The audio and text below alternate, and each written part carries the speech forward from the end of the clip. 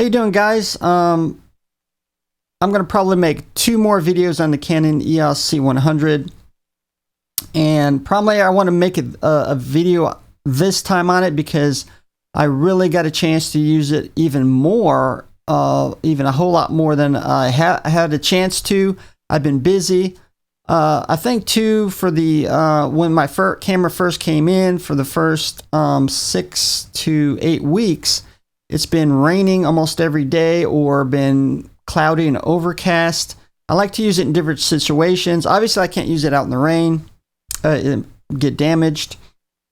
But for the last couple of weeks, I have been using it outside. It's been very bright and sunny.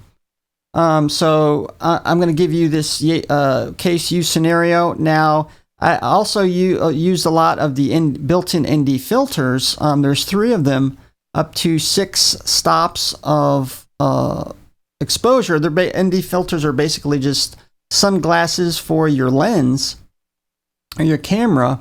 In this case, if it's bright and sunny, you can actually reduce that down to help you with exposure. It worked wonderfully.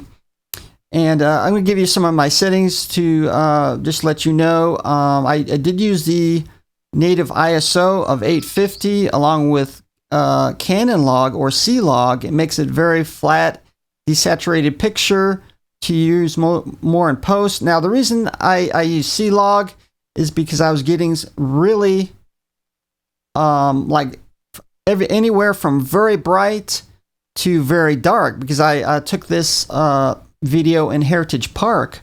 It was bright and sunny around noontime, but there was also a lot of trees and a lot of buildings casting big heavy shadows. So I was getting both extremes, very bright and very dark, in the same video. So I figured Canon log would be the best way to do this. When you're using the native ISO of 850, you also can get 12 stops of dynamic range to help compensate for this very bright and very darkness, I guess. And my original assessment of the Canon C100 in my last video was as I said, and this just I iterates it what I said last time, that as long as you adjust correctly as you can for exposure and white balance, you're going to get some really wonderful footage off of this.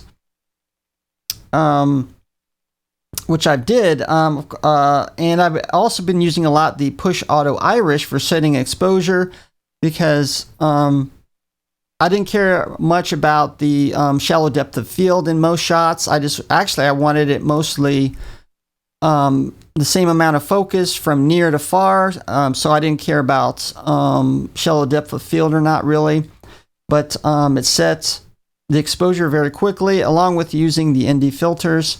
And so I'm very happy with my purchase.